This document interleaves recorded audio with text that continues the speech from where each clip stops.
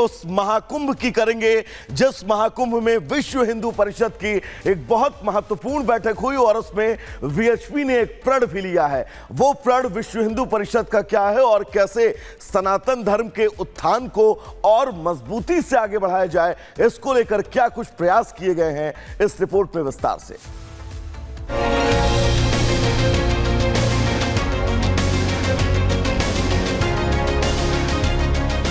प्रयागराज की पावन धरा पर जहां विश्व विख्यात महाकुंभ इन दिनों जारी है, वहीं विश्व हिंदू परिषद के केंद्रीय मार्गदर्शक मंडल की बड़ी बैठक हुई और इस बैठक में देश के प्रमुख संत सम्मिलित हुए, जिन्होंने कई अहम मुद्दों को लेकर चर्चा की।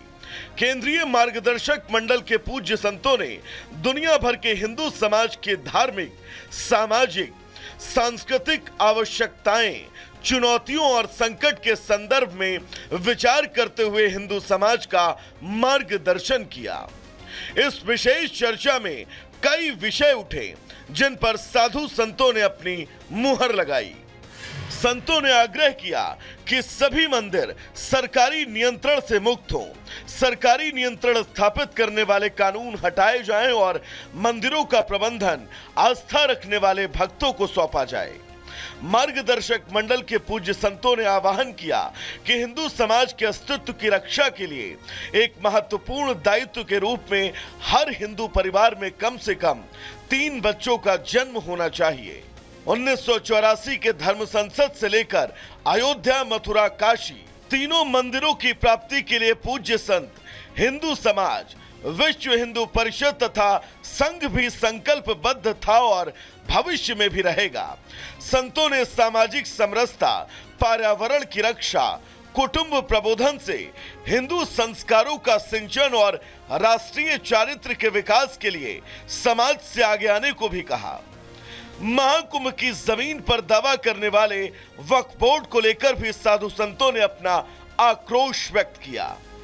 इस बैठक में संतों ने वक्फ बोर्ड की मनमानी के खिलाफ कार्रवाई की मांग उठाई। संतों का कहना था कि वक्फ के निरंकुश और असीमित अधिकारों को नियंत्रित करने के लिए केंद्र सरकार जो कानून सुधार अधिनियम लाने वाली है, उसका केंद्रीय मार्गदर्शक मंडल स्वागत करता है। संतों का कहना था कि यह कानून पारित होना चाहिए और सभी दलों के सांसदों को इसमें सहयोग करना चाहिए। प्रयागराज में लगे महाकुंभ में 27 जनवरी को होने वाले धर्म संसद और उसके ठीक 3 दिन पहले हुई वीएचपी की अहम बैठक बता रही है कि धर्म संसद में कौन कौन से मुद्दे उठने वाले हैं। Bureau report, Republic Bharat.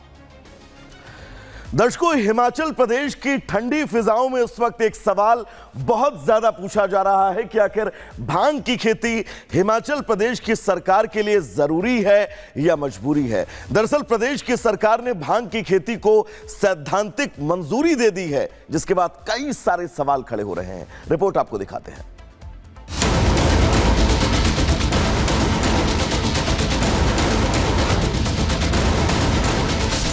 Himachal Pradesh की सरकार इस समय बड़ा आर्थिक संकट झेल रही है। संकट से घिरी प्रदेश सरकार ने अब कमाई का नायाब तरीका निकाला है। सरकार अब भांग से कमाई करेगी। भांग की खेती को लीगल करने और भांग के मेडिकल और इंडस्ट्रियल सेक्टर में इस्तेमाल करने के लिए कांग्रेस सरकार ने इसकी खेती की सैद्धांतिक मंजूरी दे दी है। इस फैसले को लेकर सुक्खू सरकार का कहना है कि पूरे हिमाचल के लोग चाहते हैं कि भांग की खेती हो। भांग का उपयोग मेडिकल और इंडस्ट्रियल सेक्टर में होगा और लोगों की आय बढ़ेगी, साथ ही प्रदेश की भी आय बढ़ेगी। तो अब हिमाचल में भांग की खेती का रास्ता साफ हो गया है। इसमें एग्रीकल्चर डिपार्टमेंट को जो है वो नोडल डिपार्टमेंट बनाया गया है। भांग की खेती किस प्रकार से चलेगी और ये हॉर्टिकल्चर यूनिवर्सिटी, हमारी जो नॉनी हॉर्टिकल्चर यूनिवर्सिटी है, वो इसको मॉनिटर करेगी। एक सैद्धांतिक रूप से हिमाचल सरकार ने भांग की खेती को सैद्धांतिक रूप से लिए जो है सैद्धांतिक मंजूरी जो है प्रदान की है। आपको बता दें कि हिमाचल प्रदेश के 2 बड़े प्रतिष्ठित विश्वविद्यालय इस अध्ययन को करेंगे और आने वाले समय में भांग की खेती को मेडिकल और इंडस्ट्रियल इस्तेमाल के लिए वैध करने पर रोड मैप तैयार होगा। कृषि विभाग को इस अध्ययन का नोडल विभाग बनाया गया है। प्रदेश में कांग्रेस की सरकार बनने के बाद से ही भांग की खेती को मेडिकल और इंडस्ट्रियल इस्तेमाल के लिए वैध बनाने को लेकर कई चर्चाएं हो रही थी। 26 अप्रैल 2023 को भांग की खेती को वैध बनाने को लेकर हिमाचल प्रदेश विधानसभा में 10 सदस्यीय कमेटी का गठन किया गया, जिसमें पक्ष और विपक्ष के विधायक शामिल थे। ये समिति भांग की खेती के अलग अलग पहलुओं का अध्ययन करने के लिए उत्तराखंड का दौरा कर चुकी है।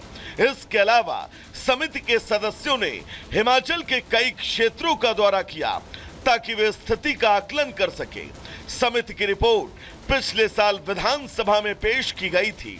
माना जा रहा है कि भांग की खेती को कानूनी मान्यता देने से कई फायदे होंगे। भांग से कई प्रकार की दवाएं बनती हैं और अगर इसकी खेती की जाती है तो ये राजस्व का एक जरूरी सोर्स बन सकता है और इसीलिए हिमाचल सरकार ने भांग की खेती को अब कानूनी मान्यता दे दी है। Bureau report, Republic Bharat. तो चलिए दर्शकों, अब हम आपको ग्राफिक्स के जरिए ये बताएंगे कि आखिर किन किन राज्यों में अपने देश के अंदर भांग की खेती को सैद्धांतिक मंजूरी सरकार ने दे रखी है। सबसे पहला पहाड़ी राज्य ही है उत्तराखंड, जहां पर भांग की खेती को सैद्धांतिक मंजूरी है। उसके बाद नॉर्थ ईस्ट का राज्य सिक्किम, जहां पर भांग की खेत को लीगल मंजूरी है। अरुणाचल प्रदेश, ये भी नॉर्थ का हिस्सा भारत देश का, जहां पर भांग के खेत को सैद्धांतिक मंजूरी दी गई है। ओडिशा में भी भांग की खेती को सैद्धांतिक मंजूरी दी गई है। कर्नाटक, जहां पर भांग की खेती को सरकार ने मंजूरी दे रखी है सैद्धांतिक कि आप इसकी उपज कर सकते हैं, तो वहीं राजस्थान में भी भांग की खेती को लेकर सरकार मंजूरी यहां पर दे चुकी है और यहां पर भी सैद्धांतिक खेती आप कर सकते हैं। अगले राज्य की बात करें तो आंध्र प्रदेश वो राज्य है जहां पर भांग की खेती को मंजूरी है। गुजरात में भी अगर आप भांग की खेती करते हैं तो आपके ऊपर कोई कानूनी कार्रवाई नहीं होगी अगर आप सैद्धांतिक रूप से इस भांग की खेती को अपने खेत में कहीं ना कहीं से अंजाम देते हैं।